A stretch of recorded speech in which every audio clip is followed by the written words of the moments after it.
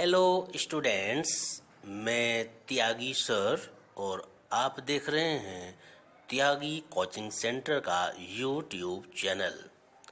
Students, आज हम अपने मैथ्स के लेक्चर में एनसीईआरटी एक्सरसाइज 1.1 ले रहे हैं।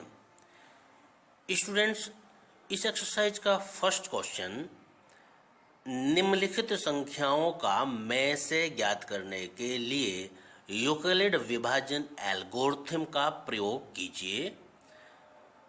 फर्स्ट पार्ट में हमें 135 और 225 दो संख्याएं गिवन हैं और इन दोनों का यूक्लिड विभाजन एल्गोरिथम के प्रयोग से में से ज्ञात करना है। स्टूडेंट्स, ऐसे ही सेकंड और थर्ड पार्ट में भी हमें में से ज्ञात करना है। अब हम इसका फर्स्ट पार्ट हल कर रहे हैं। तो स्टूडेंट्स, जैसे कि चैप्टर के स्टार्ट में बताया कि जो यूक्लिड विभाजन एल्गोरिथम होती है वह दी गई दो संख्याओं का में से अर्थात महत्तम समापवर्तक ज्ञात करने की एक विधि होती है। तो स्टूडेंट्स, हमें यहाँ पर दो संख्याएं दी हुई हैं और हमें यहाँ यूक्लिड विभाजन एल्गोरिथम के प्रयोग से ही में से ज्ञात करना है। तो स्टूडेंट्स, प्रारंभ करते हैं। सबसे पहले हम दी गई दो संख्याओं में कौन सी संख्या बड़ी है यह देखते हैं। तो स्टूडेंट्स, हम चरण 1 स्टार्ट करते हैं अर्थात स्टेप 1 स्टार्ट करते हैं। यहाँ पर 225 ग्रेटर देन है 135 से, अर्थात 225 बड़ी संख्या है 135 से। तो स्टूडेंट्स, ये ध्यान रखना होगा कि दी गई दो संख्याओं में जो संख्या बड़ी होती है उसे हम a इक्वल टू नोट करते हैं और जो संख्या छोटी होती है उसे हम b इक्वल टू नोट करते हैं। स्टूडेंट्स, इसके बाद b से a को भाग किया जाता है अर्थात छोटी संख्या से बड़ी संख्या को भाग किया जाता है। तो हमने 135 से 225 को जो भाग किया तो हमें भागफल के रूप में 1 और शेषफल के रूप में 90 प्राप्त हुआ। तो स्टूडेंट्स, हमने नोट कर लिया। भागफल q से दिखाते हैं, इक्वल टू हमने अभी 1 पाया है तो हमने यहाँ 1 नोट कर लिया। शेषफल r इक्वल टू अभी हमने 90 पाया है तो हमने नोट कर लिया। स्टूडेंट्स, अब हम यूक्लिड विभाजन प्रमेयिका लगाते हैं जो हमने चैप्टर के प्रारंभ में पढ़ी, a equal to B Q plus R. Students, अब इसमें वैल्यू रख लेते हैं। तो वैल्यू हमने रख ली है। और स्टूडेंट्स, अब हम चरण 2 पर आते हैं। तो चरण 2 में हम ये देख रहे हैं कि जो हमने अभी चरण 1 में शेषफल ज्ञात किया वो 90 आया था अर्थात वह 0 नहीं है। स्टूडेंट्स, अगर ये 0 आ जाता तो हमारी विभाजन प्रक्रिया यहीं रुक जाती और हम में से ज्ञात कर लेते, परंतु चूंकि शेषफल 0 नहीं आया है अतः हमारी प्रक्रिया भी आगे बढ़ेगी। तो स्टूडेंट्स, अब हमारे पास समस्या ये है कि हम a और b किन संख्याओं को लें। तो स्टूडेंट्स, ये ध्यान रखना होगा कि a इक्वल टू जो अभी चरण 1 में b की वैल्यू होती है, हमेशा ये ध्यान करें कि अगर हम चरण 2 लगा रहे हैं तो उससे पहले वाले चरण में जो b की वैल्यू होती है वही यहाँ a की वैल्यू होती है। तो b हमारे पास में 135 था, वो हमने यहाँ a इक्वल टू नोट कर लिया। और स्टूडेंट्स, जो b की वैल्यू होती है वो अभी जो पहले वाले चरण में हमने शेषफल प्राप्त किया था 90, तो वो शेषफल यहाँ पर b की वैल्यू हो जाती है। और चरण 1 की तरह ही अब हम b से a को भाग करेंगे। तो हमने 90 से 1 को जब भाग किया तो हमने 90 से 135 को जो भाग किया तो हमने भागफल के रूप में 1 और शेषफल के रूप में 45 प्राप्त किया। स्टूडेंट, अब हमने भागफल q इक्वल टू 1 और शेषफल r इक्वल टू 45 नोट कर लिया। स्टूडेंट, अब चरण 3 पर आते हैं। अभी चरण 2 में हमने शेषफल 45 प्राप्त किया। स्टूडेंट्स, हम देखते हैं कि 45 इज नॉट इक्वल टू 0 अर्थात शेषफल 0 नहीं आया है। स्टूडेंट्स, अब हम a इक्वल टू नोट करते हैं। जैसे अभी हमने स्टेप 2 में बताया कि a की जो वैल्यू हम यहाँ नोट करते हैं तो जिस स्टेप में हम ए की वैल्यू नोट कर रहे हैं, जैसे कि अभी स्टेप 3 में हम ए की वैल्यू नोट कर रहे हैं, तो स्टेप 2 में बी का मान क्या था वो हम यहाँ नोट करते हैं। तो स्टूडेंट्स स्टेप 2 में बी का मान 90 था, तो इसलिए हमने यहाँ = 90 नोट किया। तो अब हम बी का मान नोट करते हैं। तो बी के मान के लिए जो पहले स्टेप में शेषफल आया था उसे हम नोट कर लेते हैं। तो शेषफल 45 आया था, तो हमने बी = 45 नोट कर लिया। और अब हम बी से ए को भाग करते हैं, अर्थात 45 से 90 को हम भाग करते हैं। तो स्टूडेंट्स भागफल के रूप में हमें 2 और शेषफल के रूप में हमें 0 प्राप्त हुआ। भागफल Q = 2 और शेषफल R = 0 हमने नोट कर लिया। तो स्टूडेंट्स हम ये देख रहे हैं कि यहाँ शेषफल R = 0 आ गया है। अतः दी गई संख्याओं का में से इस चरण में जो भाजक B की वैल्यू थी, जो कि मैंने 45 बताई थी, होगी। स्टूडेंट्स शेषफल R = 0 आते ही भाग प्रक्रिया को रोक देना होता है और इस चरण में जो b की वैल्यू होती है वह ही दी गई संख्याओं का में से होती है। अतः 135 और 225 का जो में से होगा वह 45 होगा। स्टूडेंट्स अब हम सेकंड पार्ट पर आते हैं। सेकंड पार्ट में हमें 196 और 38,220 का में से ज्ञात करना है। तो स्टूडेंट्स चरण 1 अर्थात स्टेप 1 स्टार्ट करते हैं। इस चरण में हम दी गई दोनों संख्याओं में से कौन सी संख्या बड़ी है यह देखते हैं। तो स्टूडेंट्स हम देख रहे हैं कि 38,220 ग्रेटर देन है 196 से। तो हमने यहाँ पर बड़ी संख्या को हम a बराबर और छोटी संख्या को b बराबर नोट कर लेते हैं और स्टूडेंट्स b से a को भाग करते हैं। तो हम 196 से 38,220 को डिवाइड कर रहे हैं।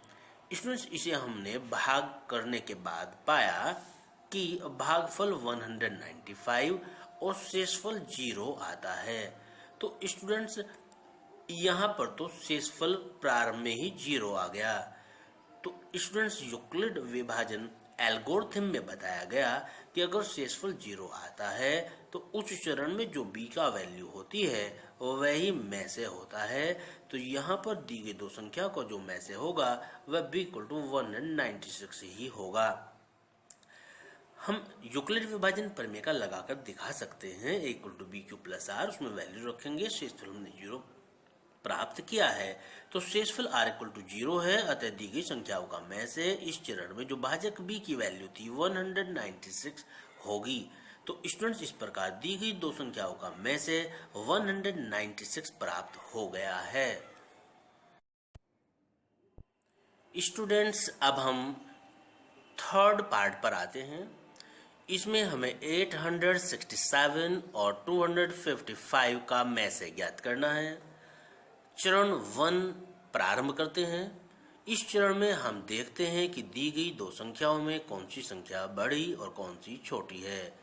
तो स्टूडेंट्स हम यह देख रहे हैं कि 867 ग्रेटर देन है 255 से, अर्थात 867 255 से बड़ी है। तो स्टूडेंट्स यहाँ पर जो बड़ी संख्या है 867 उसे हम a और जो छोटी संख्या है 255 उसे हम b नोट कर लेते हैं और b से a को डिवाइड करते हैं। तो स्टूडेंट 255 से 867 को हमने जब भाग किया तो हमने भागफल के रूप में 3 और शेषफल के रूप में 102 प्राप्त किया और इन वैल्यू को हमने यहाँ नोट कर लिया। अब हम यूक्लिड विभाजन प्रमेय का लगाते हैं a = bq + r और इसमें प्राप्त मानों को रख लेते हैं। इसके बाद हम चरण 2 पर आते हैं। तो स्टूडेंट्स हम देख रहे हैं कि चरण 1 में जो हमने शेषफल प्राप्त किया वो 102 प्राप्त किया, जो कि शून्य नहीं है। तो चूंकि शेषफल इज नॉट इक्वल टू 0, अतः हमें विभाजन प्रक्रिया को आगे बढ़ाना होगा। तो स्टूडेंट्स अब समस्या है कि a और b की वैल्यू क्या लें।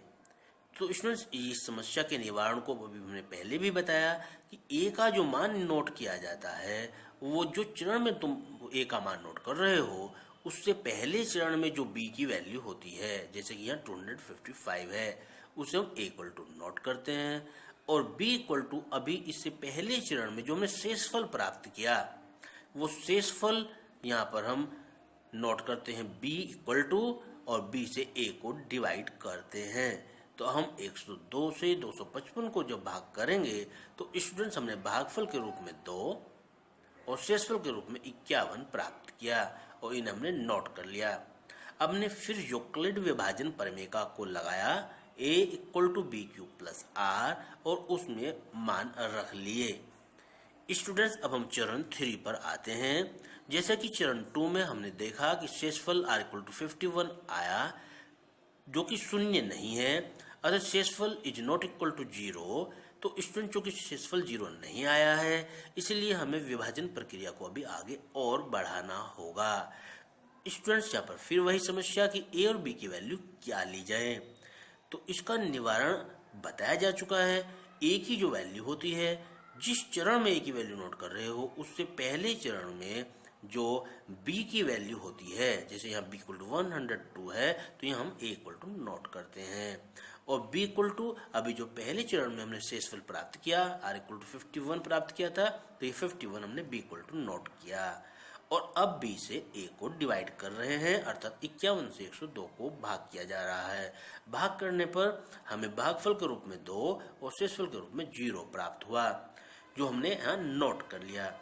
स्टूडेंट्स अब हमें शेषफल के रूप में 0 प्राप्त हो गया है और यूक्लिड एल्गोरिथम में हमने यही जाना कि जब शेषफल 0 आ जाता है तो उस चरण में जो b की वैल्यू होती है वही दी गई संख्याओं का मैसे होती है और चूंकि शेषफल 0 आ गया है अतः इस चरण में जो b इक्वल टू 51 है वह दी गई संख्याओं का मैसे होगा।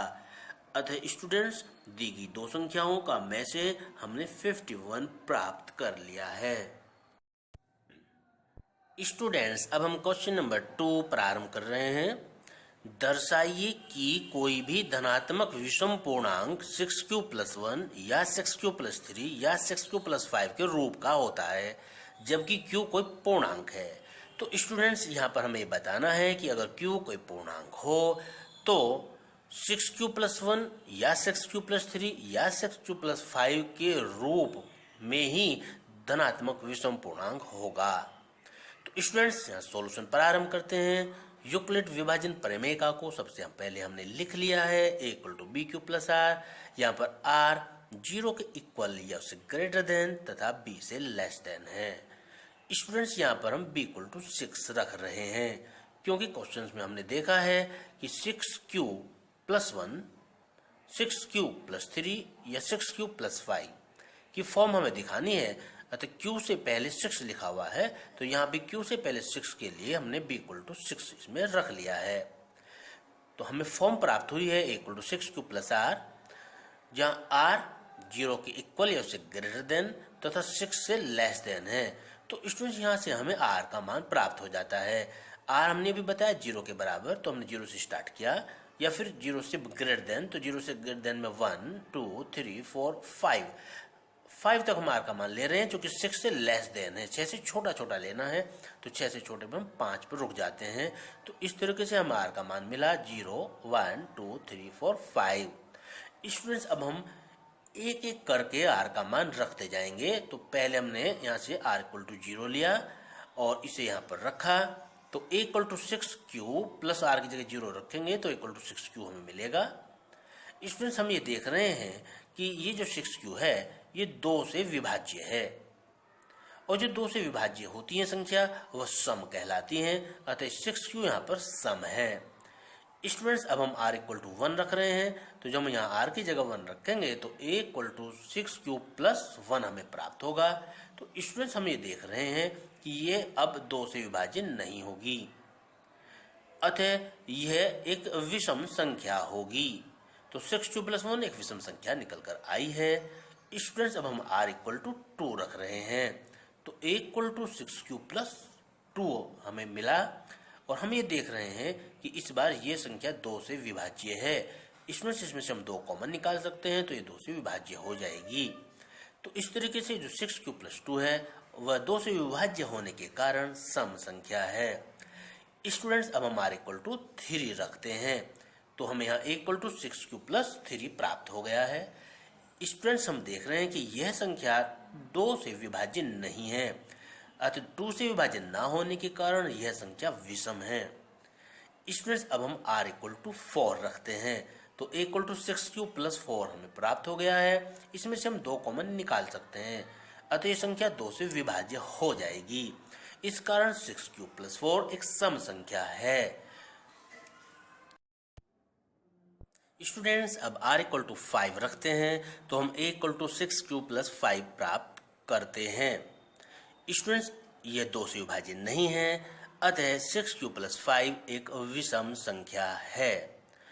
स्टूडेंट्स, हमने देखा कि जब 6q प्लस 1 को हमने विषम संख्या दिखाया, 6q प्लस 3 को हमने विषम संख्या दिखाया और 6q प्लस 5 को हमने विषम संख्या दिखाया, तो इससे सिद्ध हो गया कि 6q प्लस 1, 6q प्लस 3 व 6q प्लस 5 विषम संख्या है।